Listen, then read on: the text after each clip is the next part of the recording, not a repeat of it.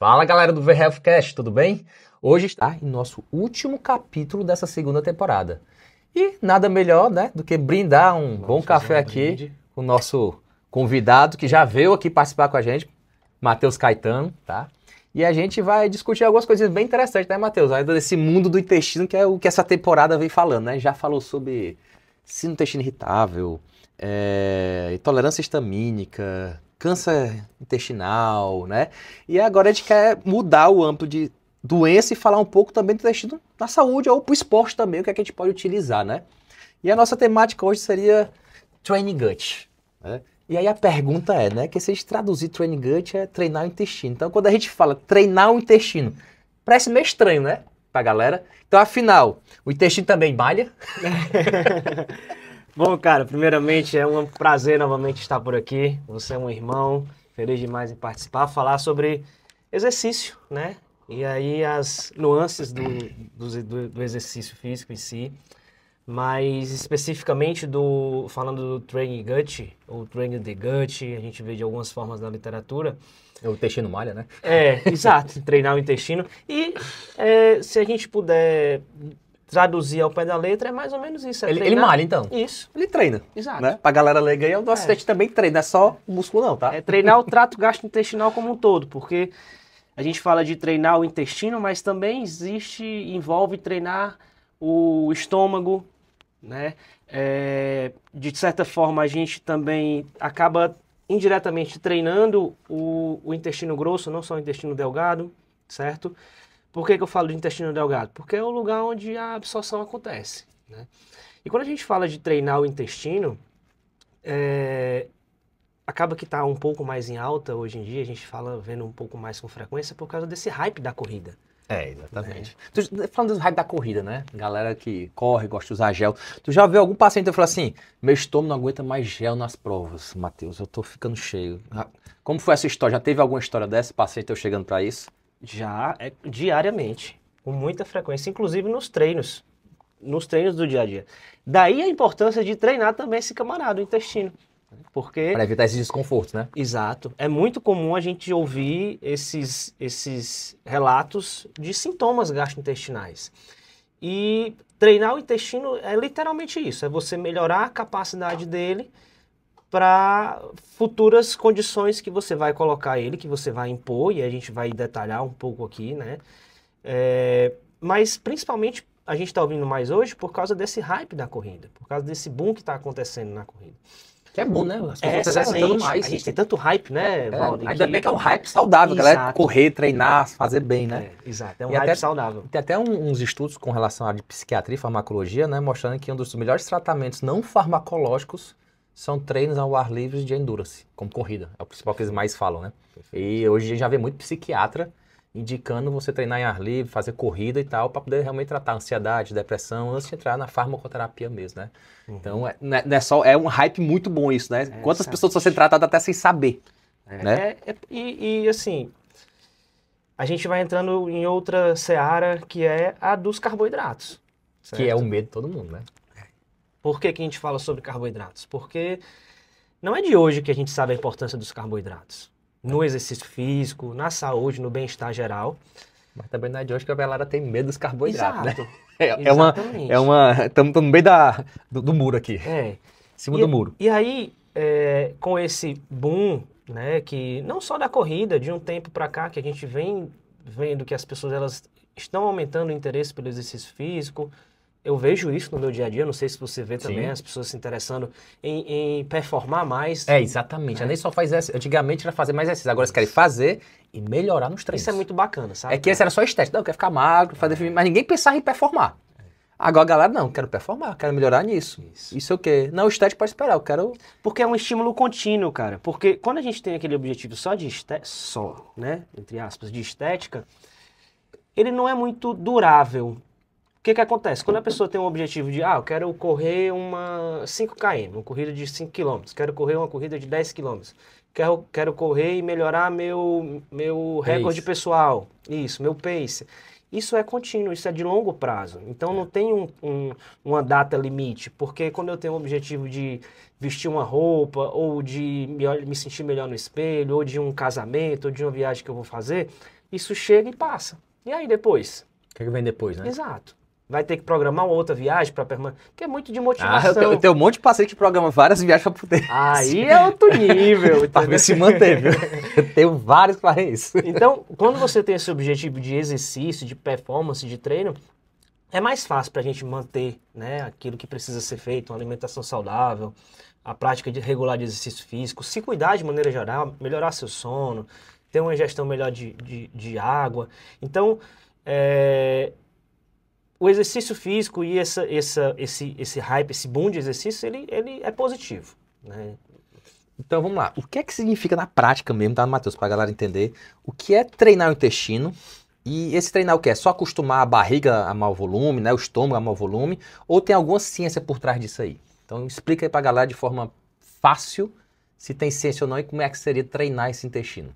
Quando a gente fala de exercício, né, o nutriente principal que vem na nossa cabeça são os carboidratos. Para performance, a gente precisa falar de carboidratos. E água e eletrólitos, né? São os... Isso, assim, falando de grupo, nutriente, né? De um nutriente, nutriente único, é o carboidrato, é o rei. Carboidrato, é o rei. Então, pensando nisso, a gente precisa ter em mente que os carboidratos, eles são essenciais para a performance. E existem recomendações dos consensos de nutrição esportiva para a ingestão de carboidrato antes do exercício, durante o exercício, pós o exercício, no dia como um todo, e a gente precisa seguir aquilo ali. Só que durante o exercício, falando exatamente sobre durante o exercício, se a gente não estiver bem adaptado à ingestão de carboidratos, eu posso ter algum tipo de repercussão no meu exercício. Tanto de trato gastrointestinal superior, certo? Parte superior do trato, como de inferior, ou seja, a nível de estômago e a nível de intestino delgado e intestino grosso. Tipo, azia, refluxo, arrotos, isso é muito comum. Que antigamente a galera falava, rapaz, fui correr, comer aquilo, tô passando mal, né? Rapaz, o azar que eu tive, não, tava nervoso. O pessoal botava no azar do nervosismo, né? Isso. E ninguém sabia que isso era treinar intestino. E assim, quando a gente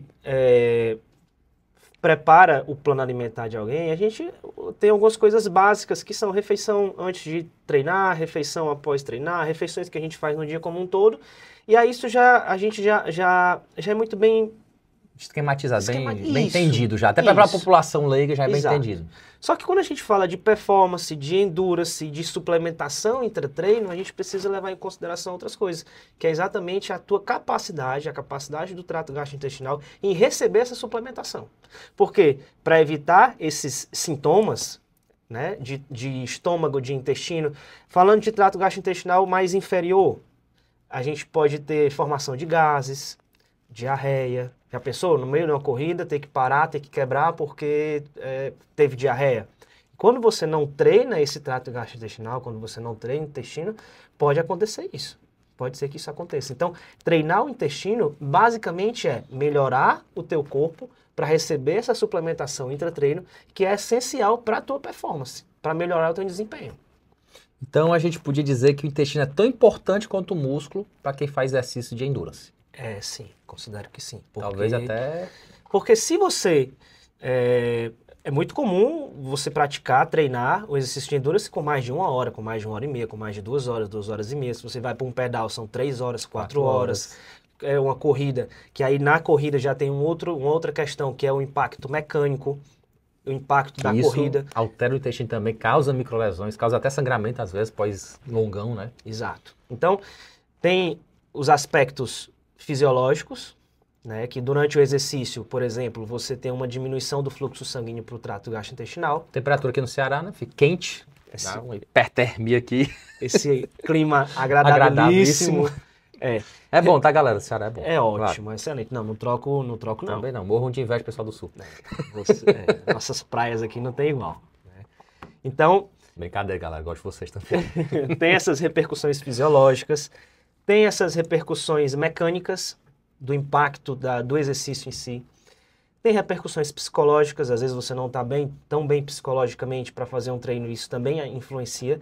E tem os aspectos nutricionais, né? E falando de aspectos nutricionais, é exatamente isso que abrange exatamente essa maneira de você suplementar o carboidrato durante o exercício. E eu digo também, eu acrescentaria até mais um, Matheus, eu acho que é a modalidade. Se é um cara que faz ciclismo e está sentado, ele pode comer com bem mais facilidade sólido líquido. Se é um cara que está correndo, já dificulta mais. Se é um cara que está nadando, isso aí baixa muito a nossa perspectiva de fazer alguma suplementação com ele, né? Ainda tem a modalidade influenciando, né? E o tipo de carboidrato, a concentração, são muitas variáveis que a gente precisa controlar para, de fato, você treinar o intestino. Não é simplesmente tomar carboidrato durante o treino. Existe um protocolo para se seguir. Existe uma recomendação que precisa ser feita. Quanto de carboidrato, de quanto em quanto tempo, em qual concentração? Aí eu te pergunto agora, né? Tu falou protocolo, né? E aí é uma pergunta pegadinha mesmo. Na tua percepção, existe protocolo ou existe um protocolo a se iniciar e depois a gente adapta isso ao paciente? Ou o protocolo é igual para todo mundo? Não, totalmente individualizado. Exato. Totalmente individualizado. Então a gente compartilha da mesma ideia. Não, quase nada eu vejo assim na nutrição que dá para ser generalizada. Muito da pessoa que está na sua frente, da nossa conversa, de como que ela se sente. Pode ser que o que deu certo para 10 pessoas não dê certo para aquela pessoa específica. Até porque training gut, você vai treinar o intestino, cada um tem um intestino com microbiota intestinal diferente, com hábitos diferentes, tudo, até trânsito intestinal diferente. Um vai fazer cocô de manhã, outra à noite, outra à tarde, tudo alterado. E aí o que eu vejo muitas vezes as pessoas comentando em Reels ou Instagram e tal, ou de outras formas, o protocolo é ser seguido por todo mundo. A gente faz isso aqui e a galera replica só o protocolo. Mas ninguém avalia como está falando, avaliar o ser humano ali e individualizar aquele protocolo. Eu acho que o protocolo existe para te dar um pontapé inicial. É isso que eu ia falar. Aí, iniciei. Agora, a partir daqui, deu certo, não deu certo, vou ajustar aqui. Como é que tu vê isso aí Esses consensos, essas recomendações, elas servem de base pra gente. A gente parte dali. Se você vai usar 30 gramas de carboidrato por hora, 60 gramas de carboidrato por hora, 90, 120, que existem recomendações de até 120 gramas de carboidrato por hora. Você usa isso? Já tem agora no ciclismo 200, viu? Gramas por hora. 200 gramas de carboidrato por hora? Aí é um intestino treinado. Aí é um intestino treinado. Daí a importância, né, dos carboidratos durante o exercício, cara, porque o training the gut é por conta disso, é por conta da necessidade de usar carboidratos no exercício físico para melhorar a sua performance. Porque mesmo quando você... É tão curioso a importância do carboidrato. Eu falo muito de carboidrato, apesar de ser sobre training the gut, o nosso papo aqui, mas é porque é com carboidrato. Tanto que existem recomendações de carboidratos mesmo que não haja uma depressão tão significativa assim dos nossos estoques de carboidrato, nosso glicogênio. E já tem que ter uma reposição ali. Perfeito. Só em você colocar o carboidrato na boca já é um motivo para melhorar a tua performance. Porque tu diminui a tua percepção de esforço, teu cérebro entende, opa, tá chegando comida. Ele ativa sistemas de recompensa e essa tua percepção de esforço diminui. Então tu consegue render melhor no treino, mesmo que os teus estoques eles não sejam um fator determinante para cair tua performance. Quem dirá nas modalidades em que tu depleta muitos estoques de carboidrato e tu precisa desse carboidrato exógeno. Que a gente tem o carboidrato endógeno e tem o carboidrato exógeno. A gente, quando suplementa esse carboidrato exógeno, a gente melhora a nossa utilização desse carboidrato exógeno, poupando mais o nosso endógeno, que é o quê? Glicogênio hepático, glicogênio muscular. E aí tu consegue performar melhor durante o exercício. E cara, pensando agora aqui, vamos tentar montar uma... Como é que eu posso dizer? Uma linha de raciocínio. Uma logística aqui para a pessoa que vai fazer a sua primeira maratona. Como é que ela deveria iniciar esse treinamento de intestino? O que é que ela deveria pensar? Como é que ela deveria fazer para ela treinar esse intestino? A primeira vez que eu vou fazer uma maratona, nunca fiz, vou entrar num ciclo de treino, vou começar a fazer longões maiores e tudo mais. Como é que deveria ser o treinamento, né? Vamos dar assim, um pontapé inicial, ela deve pensar assim, a partir daí a gente vai adaptando. Primeiro de tudo, jamais fazer nada perto da competição. Isso é por favor, né? Galera não deixa nada. Bem claro. Eu tive um paciente, vários, né? Mas um que marcou muito esse foi te ajeitar tudo esse homem. Acho que faz uns 7 anos que aconteceu, 8 anos, sei, 10 anos. E aí te ajeitar tudo, ele foi fazer uma prova de triatlo, um Ironman. né? Tudo perfeito e tal. Aí chegou lá na prova, aí chegou alguns colegas de outros estados aí, países aí. E aí, cara, tome que isso aqui é o que tá funcionando melhor. Eu já tinha treinado, tinha testado tudo, tava tudo perfeito. Aí ele tomou. Não acredito, não. Pulou na água, foi nadar. Quando saiu com o macacão e todo cagado. Teve diarreia, tudo. Aí foi, terminou a natação cagado. No ciclismo foi tendo mais diarreia. Terminou a prova, terminou. Dentro do SAMU, Meu Deus. passando mal, mas terminou a prova. Todo desidratado. Ele falou, cara, que coisa que eu fiz diferente aqui foi exatamente tomar esses suplementos aqui que o cara mandou tomar antes da prova. Aí eu comecei a passar mal. O que eu comecei a tomar, comecei a passar mal. Ou seja, o intestino dele não Não estava estava preparado treinado para receber aquilo aquilo ali. Exatamente. Mas se a gente puder falar dessa logística, dessa organização, cara, modalidades que tenham duração superior a 1 hora, já é necessário repor carboidrato, certo? Primeiro ponto. Primeiro ponto. Já tem depressão boa de glicogênio aí. Isso. E aí a gente tem diversas maneiras de repor, com gel, com uma solução de maltodestrina. Segundo ponto importante, nada de carboidrato complexo. Não precisa disso. Precisa de lenta absorção. Não. Você vai... Falou coisa bem legal, malto. Aí eu vou criar, né? Gosto de criar polêmicas, né? Já sou conhecido por fazer isso nos congressos, né? Inclusive, recentemente, né? Inclusive, recentemente, né? As pessoas ficaram muito chateadas comigo. Deixa abaixo. Palatinose ou malto? Maltodestrina. A palatinose um outro nome, é a isomaltulose. Né? Exatamente. A palatinose é um carboidrato de liberação lenta. Mais lenta que a malto, né? Mais lenta que a malto. Mas... Bem mais cara que a malto. Pensa comigo, cara. Eu preciso de coisas práticas pro meu corpo. Eu preciso de ajuda. Energia rápida. Energia rápida. Absorção rápida, menos trabalho, menos processo digestivo pro intestino também, é menos fluxo sanguíneo desviado para ele. Um dos pontos de treinar o intestino, Valden, é exatamente você melhorar a tua capacidade de esvaziamento gástrico. Então tem que ser coisa com não muita osmolaridade, não muito eletrólito. Tanto que tu tem a concentração ideal do líquido. Né? Tu tem a concentração recomendada para tu melhorar essa liberação, porque quando você aumenta a osmolaridade, tu diminui esse esvaziamento gástrico. Então, quando tu aumenta, por exemplo, a pressão intragástrica, também diminui esse esvaziamento gástrico. Então, são coisas que tu precisa evitar fazer durante a modalidade, durante o treino, para que tu tenha um fornecimento rápido de energia. Aí, a gente entra na moda. Aí vem aquela galera que toma um gel de 40 gramas de carboidrato na lapada só e não bebe água suficiente para fazer aquilo. Primeira meta, né? Tá com um monte de eletrólito, todo tempo eletrólito, né? De novo, né? Então, tudo que aumenta a osmolaridade, pressão intragástrica, o cara faz. Ou seja, Exato. Para o estômago, gastroparesia, joga sangue para lá para tentar ajudar na digestão. Aí o sangue sai da onde? Dos membros. E aí, o corpo não entende nada, né? Porque ele tá treinando. Porra, eu tô correndo aqui e o cara tá botando mais comida, meu irmão. Me ajuda! O sangue tá todo redirecionado. Aí tu coloca comida, ele manda de volta. Aí não entende o que... Corre de novo, ele manda de volta e aí fica. E é um dos motivos, né, dessa lesão, lesão que acontece nas células intestinais, essa diminuição do fluxo sanguíneo, essa hipoperfusão, e depois essa reperfusão. Então isso precisa ser controlado, não é que seja ruim, mas isso gera um certo grau de estresse oxidativo e pode ser que aumente, por exemplo, a permeabilidade intestinal. Entendeu? Então a gente, voltando para a sua pergunta, né? Evitar carboidratos de liberação lenta. Certo. Etapas rápidas, ótimo. Isso. E, cara, quantidade. Vamos lá, quantidade. A pessoa deve iniciar com quanto, pelo menos, por hora de treino? Se ultrapassar 1 hora, né? 60, 90 minutos, 120 minutos de treino, 180 minutos. Pelo menos começa com quanto? Vou treinar meu intestino, começar do zero agora, Valdo, aqui. Um gelzinho de carboidrato é lindo, porque tem a quantidade bacana para 1 hora, que são 30 gramas. O que acontece? Tu tem uma capacidade de absorver esse carboidrato. Né? Tu tem transportadores e esses transportadores precisam colocar essa glicose para dentro ou outros monossacarídeos para poder não ficar no trato gastrointestinal. Sim, porque senão também se ficar no trato gastrointestinal, lembrar, né? É carboidrato, puxa água, diarreia osmótica. O cara tem uma diarreia.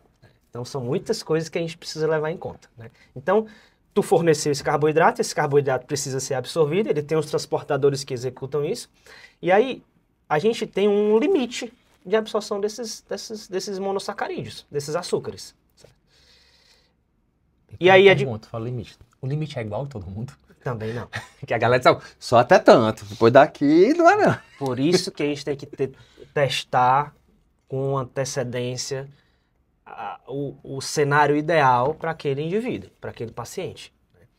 Então, no geral, a gente tem uma capacidade de absorção de 1 grama de açúcar, de glicose por minuto. Certo. Consequentemente, são 60 gramas por hora. Certo?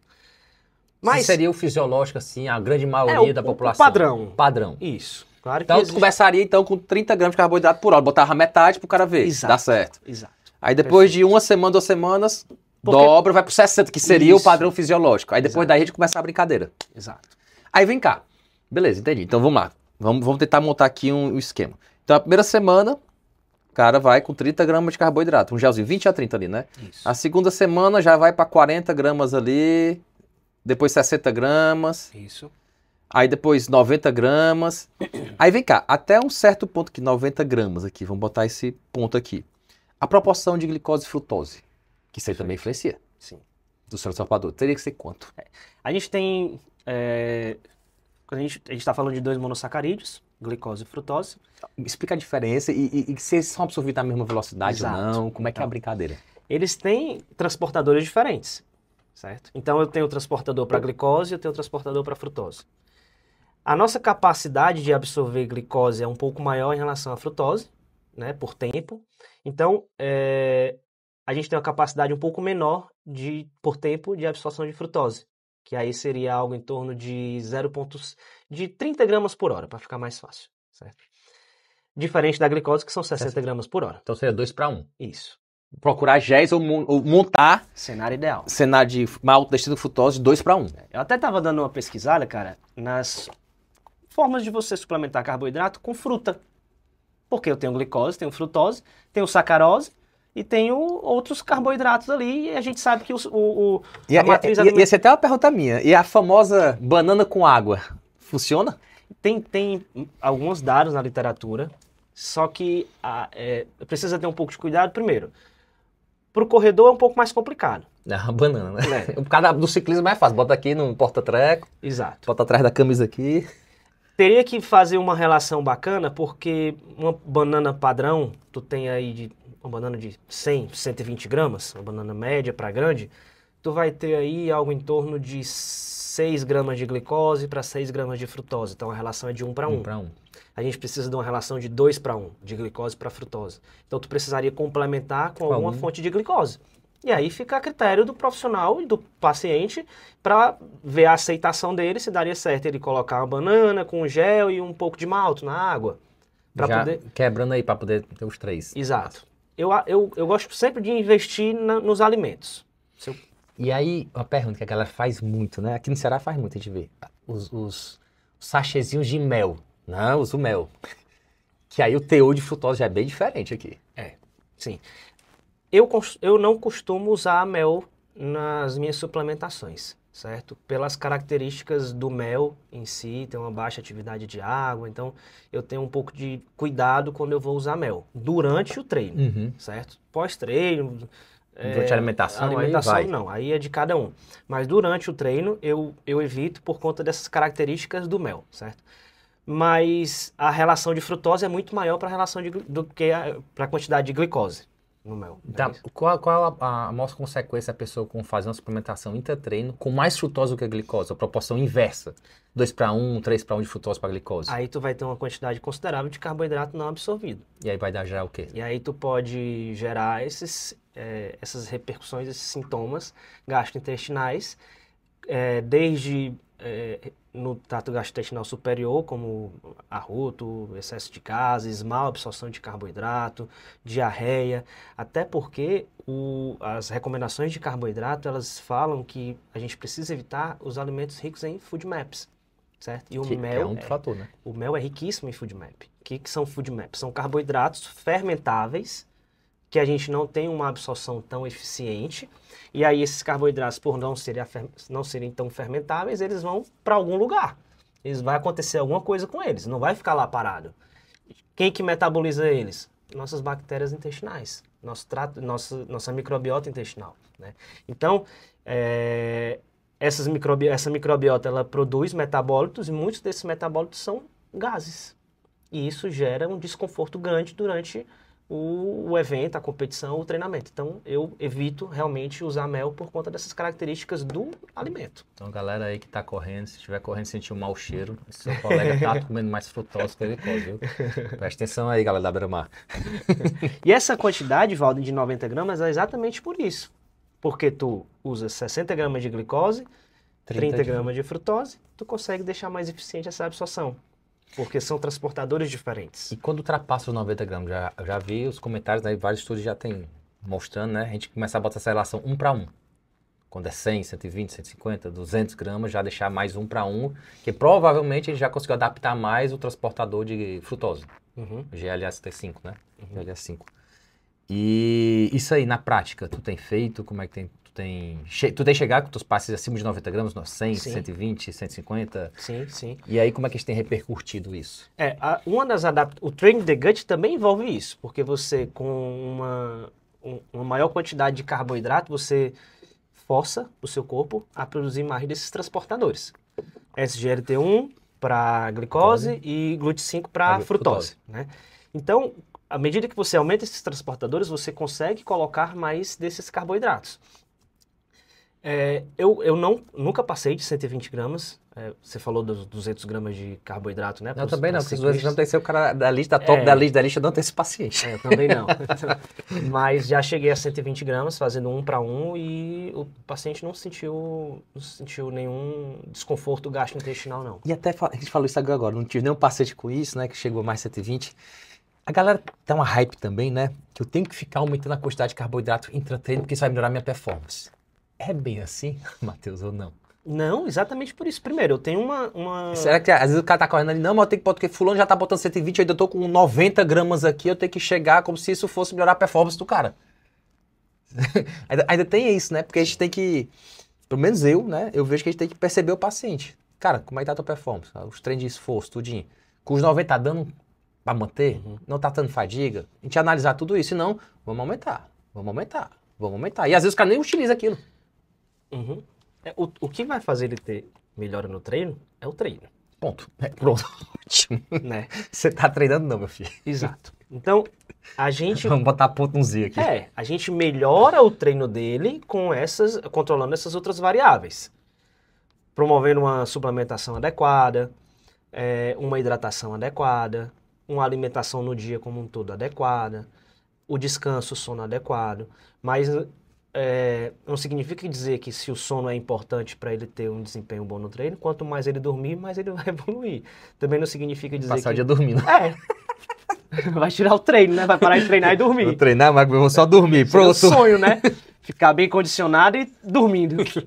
Então não significa também que quanto mais ele comer, mais ele vai melhorar o desempenho dele. E o treino é o que vai fazer com que ele tenha uma melhora no desempenho. E aí a gente dá o suporte adequado com a nutrição, né? Com a alimentação dele. E, cara, me diz uma coisa, tem alguma estratégia de alimentos, tá? Que ele possa misturar? Tu podia dar um exemplo, tu falou até aqui, Valdo, banana com gel e carboidrato. Tem algum outro que tu possa dar de líquido, sólido, gel, carboidrato, que a galera possa usar durante o pedal? Acho que mais a galera do pedal, né? Na corrida vai ser mais gel mesmo, ou alguém quiser botar uma bananinha ali, mas... Teria, na tua prática, exemplos que tu faça? Outras frutas, só que a melhor relação de glicose e frutose, dados que eu busquei na literatura, é da banana. Da banana. E suco de uva também, né? A banana, a uva é de tipo 1 para 1.1. Entendeu? Quase 1 para 1. Isso. 1 para 1 é só banana, a uva também é uma ótima opção, maçã é uma ótima opção. Mas as outras frutas, elas têm uma quantidade bem maior, sabe? De tipo 1 para 2 de glicose e frutose. Aí tu já precisaria compensar demais com glicose para poder não ter um excesso de frutose. Então nessas outras, puder sempre com uma maltozinha do lado ali, ou um gelzinho de carboidrato. Até para poder dar uma economizada, né? Porque malto é relativamente barato, mas existem os géis de diversos preços, dependendo da quantidade. E tu falou bem de gel, né, Rumar? É qualquer gel, porque o pessoal gosta de usar gel. Tem gel com palatinose, gel com não sei o quê, gel com 300 cores, gel com BCA, gel com BCA, arginina, não sei o quê, gel com mais cafeína, gel. O que precisa ter no gel, macho? Cara, essas empresas, elas são como qualquer outra. Querem vender. Isso. Né? Ainda vem dizer assim, não, estamos estudando aqui, estamos com experts fazendo isso aqui. Na real, tem porra nenhuma de expert, é um cabo lá que vai, diz que ele quer fazer e faz, não tem estudo nenhum científico disso aí, tem teste nenhum prático, é só o cara vendendo na mídia e a galera, sim, é isso mesmo. Porque nós usamos inteligência artificial para melhorar isso. Nossa senhora, socorro. Tem É uma empresa de inteligência artificial e a porra não faz isso pra mim. Pois é. Então, assim, é importante usar a inteligência artificial, mas espera aí, né, cara? Não, então, vamos devagar, por favor. Tem um limite. Tem coisas que não... É o que é e acabou a história. Então, não adianta você colocar isso, colocar aquilo. Se a gente está falando de suplementação de carboidratos, a gente precisa de carboidrato.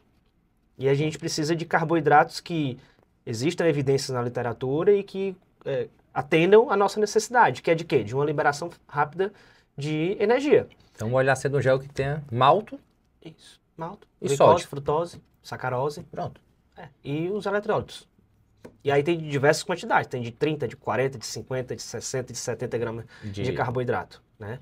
Aí dependendo do treinamento do intestino de cada um. E lembrar, né, também tem hoje em dia tá a hype também de usar excesso de eletrólitos, né?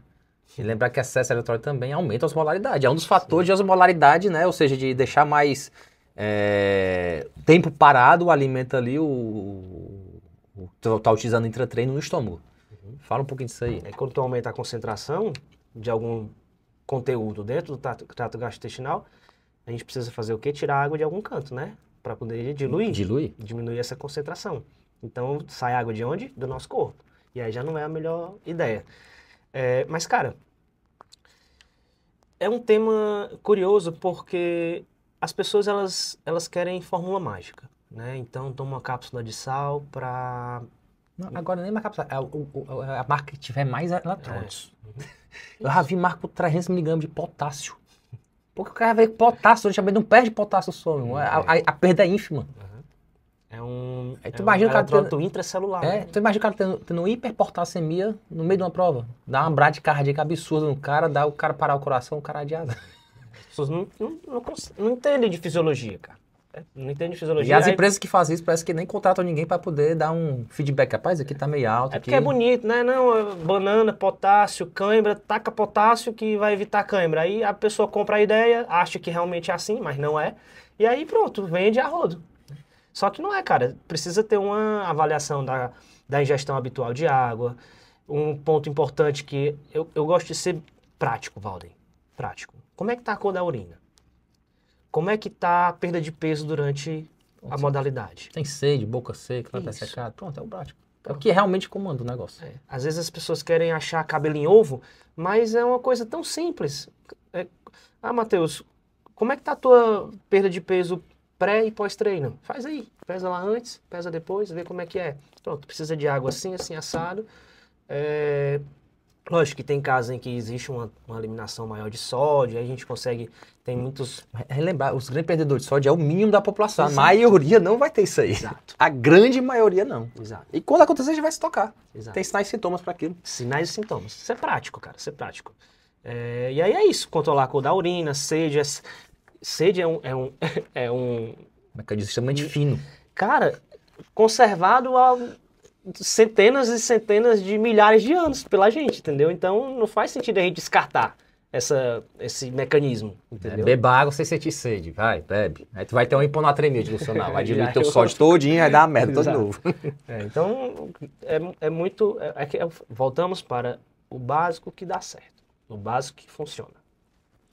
E, cara, tu já teve algum caso, assim, inusitado, né? Que você já viu alguém comer durante uma prova, com a comida assim, rapaz, nunca pensei que o cabo pudesse levar isso aqui pra comer durante uma prova. Tem algum caso assim inusitado? Não tive. Inclusive com ultramaratonistas, minto. Sim, teve uma ultramaratonista que levou, mas foi algo prático, um sanduíche, quis comer um sanduíche durante a prova, maratonista, né, ultramaratonista.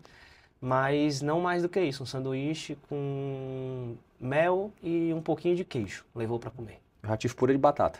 Purê de batata? O cara botava no din-din, um saquinho de din-din, purê de batata e levava. Da corrida?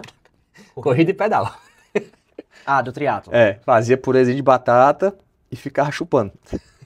E aí? Tacava sal. Se sentia bem? Sentia bem pra caramba. Só batatinha cozida, massava todinha ela ali, tacava sal, botava no saquinho. Agora, rapaz, o trabalho que o cara tinha.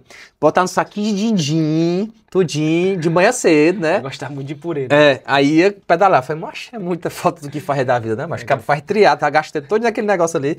E daí fazer um din-din de purê de batata, tá certo. Então, vá. É, se quer, né? Você quer, vamos. Né? Carboidrato tá dando certo aí. Vamos só ajustar isso aqui. Mas É curioso, né, cara? Como é, por exemplo, pra mim, não me vejo fazendo isso, porque eu gosto de praticidade. Então, quanto mais líquido, gel e só descascar uma fruta eu puder usar, melhor pra mim. não, eu tava até agora num congresso agora, e aí teve uma das palestrantes que é uma amiga, ela é nutricionista, né? É a Fran, lá de Florianópolis. Trabalha até com guia mesmo. Uhum. E ela mostrando a experiência dela como ultramaratona. Ela passou 32 horas correndo, sem parar, né? E chegou em primeiro lugar na categoria feminina e chegou junto com o primeiro lugar geral da categoria masculina. A bicha é uma monstra. Aí ela mostrando, consumiu 52 géis. Ou foi 56 géis, coisa assim. Durante as 32 horas. O tanto de De carboidrato que ela teve que consumir para poder se manter 32 horas correndo sem parar. E comeu alguma coisa? Hã? Ou só no gel? Sabe? Gel, Sabe ela dizer? botou pouco sólido, foi muito pouco sólido que ela fez, né? Mas era mais gel. Gel e água. Porque tem essa questão de treinar o intestino também com o sólido, né? Sim. Mas imagina 32, ela tem que carregar as coisas dela, né? É. Então vai ter pouco sólido ali. Mas assim, pelo menos o que eu vejo na literatura é que pode gerar um pouco mais de desconforto gastrointestinal com o sólido, né? Então precisaria de um Tempo maior de treinamento. Isso, o que varia aí de pelo menos umas 2 semanas para você treinar com o líquido ou com o gel, talvez um pouco mais com o sólido. E, Matheus, é verdade que para treinar o intestino, absorver mais carboidrato, é só com treino da alimentação mesmo? Ou tem as pessoas querem tomar algum suplemento para isso, querem botar pool de probiótico para isso, querem botar tem um medicamento para isso, ou não? É treinar com alimentação? Cara, tem pesquisa com probiótico, mas é um pouco divergente os dados, certo? Então é só estudo exploratório. Porque alguns mostram melhora, outros mostram piora, e aí quando eu falo de melhora e piora, eu me refiro a principalmente esses sintomas gastrointestinais, né?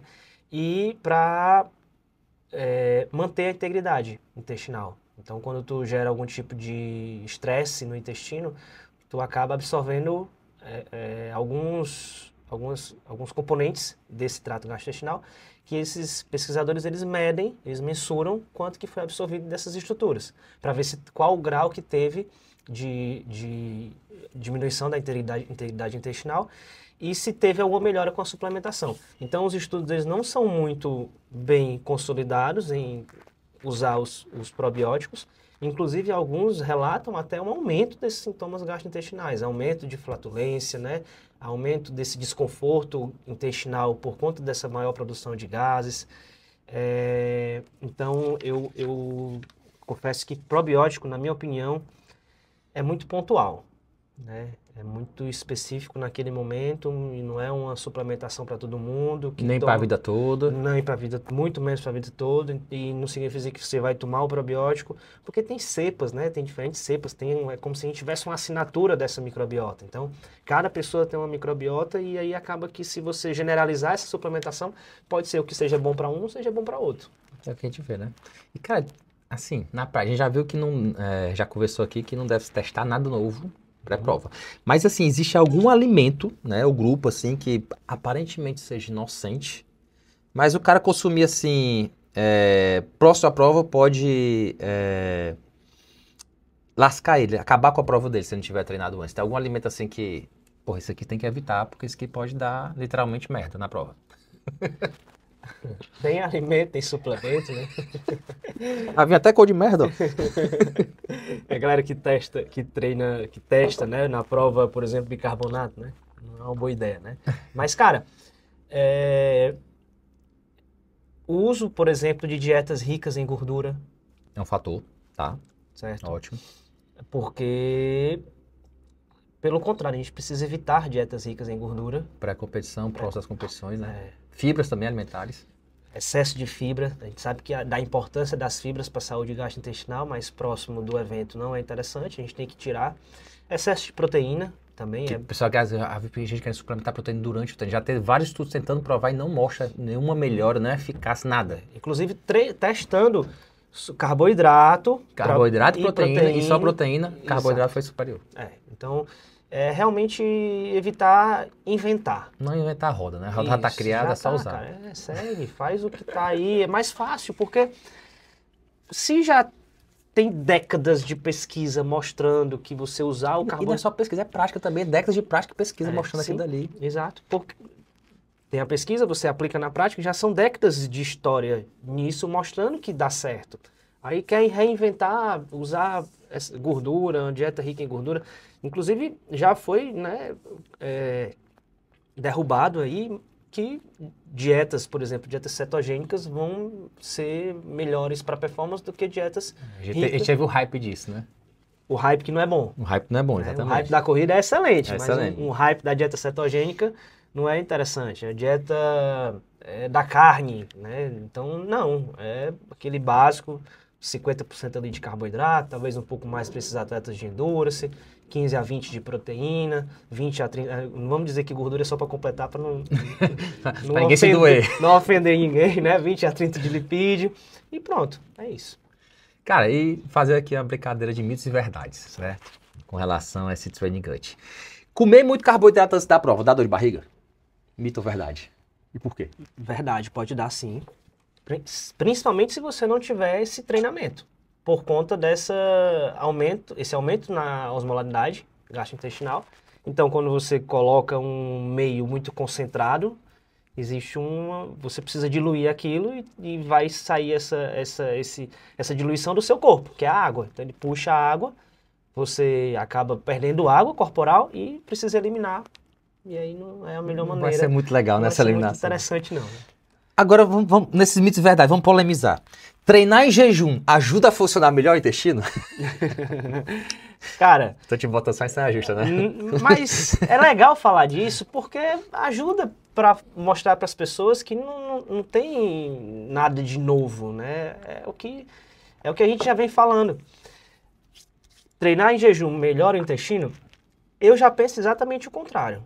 Existe um reflexo que a gente fala que é o reflexo gastrocólico. Né? Quando você distende esse estômago, você sinaliza para o cérebro que está chegando comida e aí estimula a motilidade e aí você ajuda a defecar, né? Então eu penso exatamente o contrário. Você precisa comer para melhorar isso. Então, treinar em jejum é individual, pode ser que alguém se sinta melhor ou não, mas não que isso vá ser superior para a performance. E vai melhorar o funcionamento intestinal. E nem que vai melhorar o funcionamento intestinal.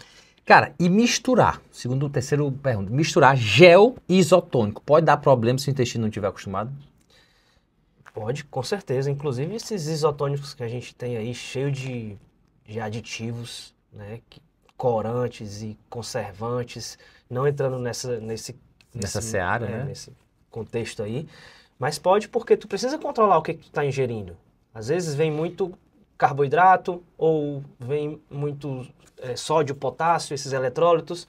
Então pode dar algum tipo de... E ainda misturar o gel com o próprio isotônico. Mais carboidrato com pouca água ali, né? E aí a gente volta para o início da nossa conversa de que pode ser mesclado, você pode usar um gel, pode usar um malto, pode usar sua garrafinha lá de isotônico, mas precisa ser controlado no que você está ingerindo, nas quantidades. E diluir isso com água também, né? Isso, sim. Exato.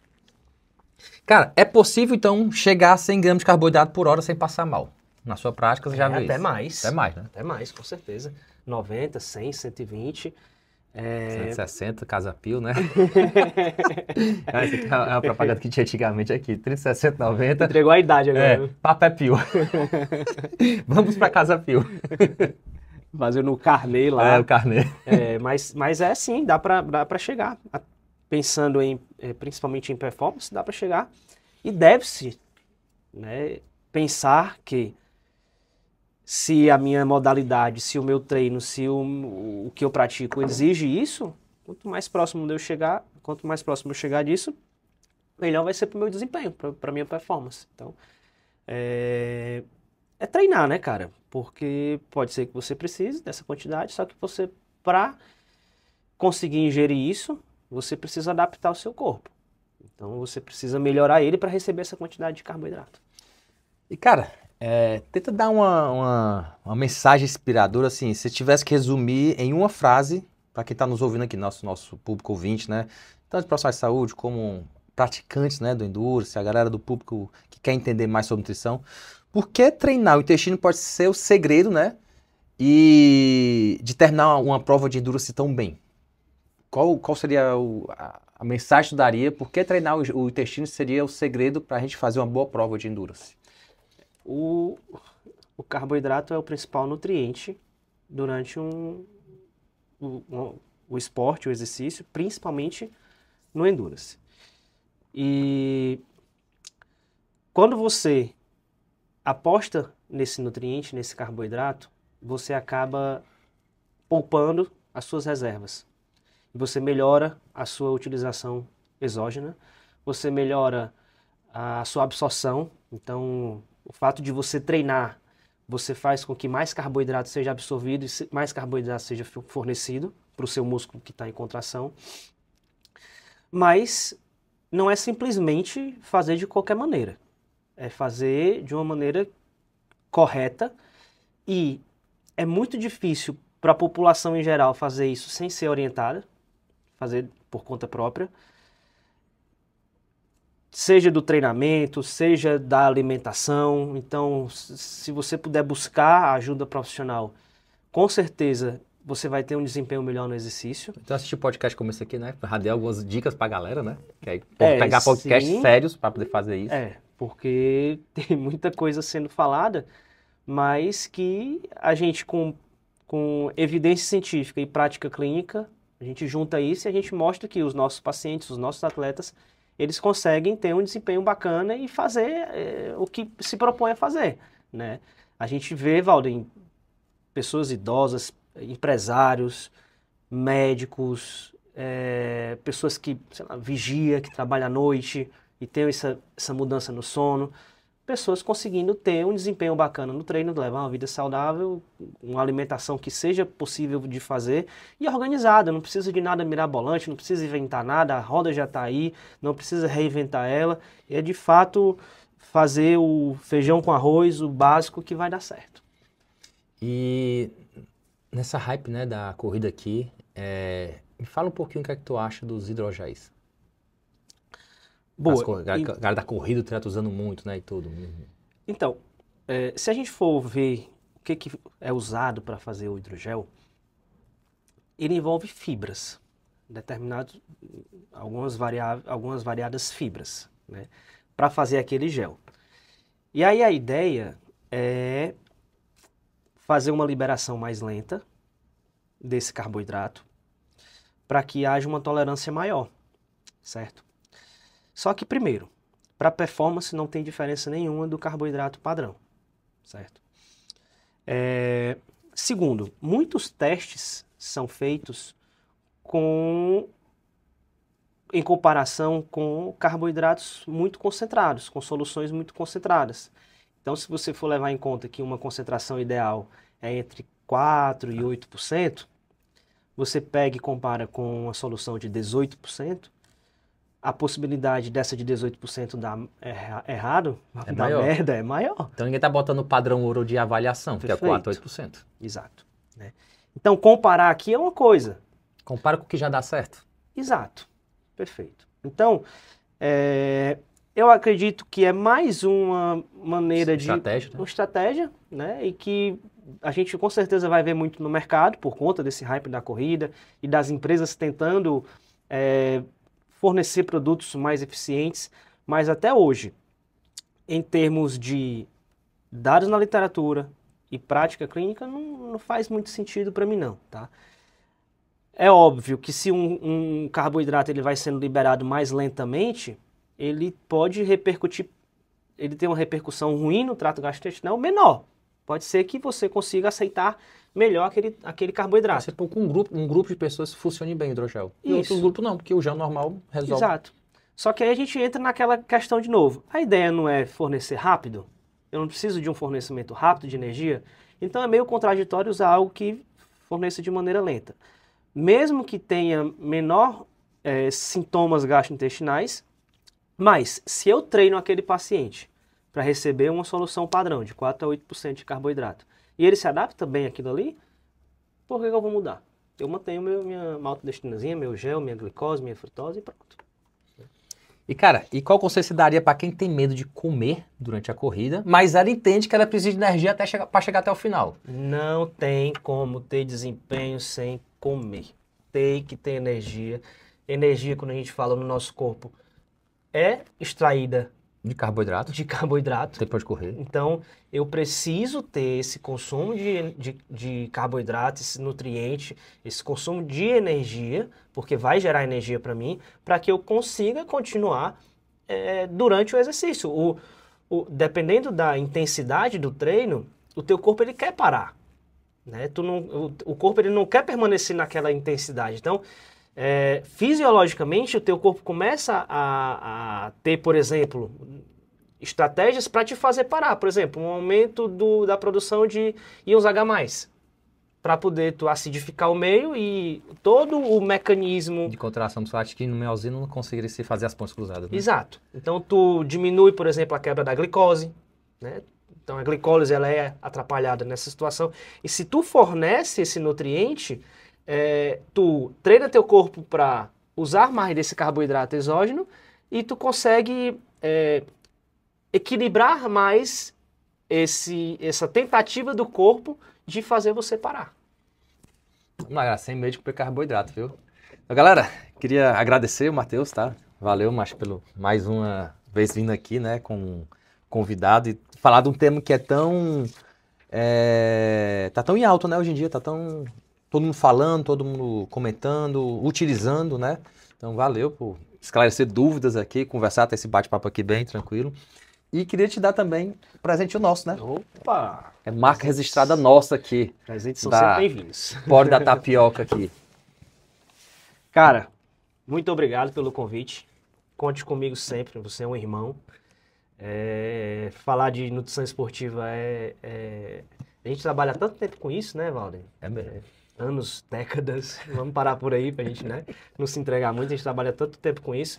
E é gratificante ver as pessoas aderindo mais ao exercício, se importando com a alimentação, se preocupando com o estilo de vida saudável, entendendo, cara, que não existe vida saudável se você não estiver praticando atividade física, com alimentação bacana, cuidando da sua cabeça, não tem vida saudável sem isso.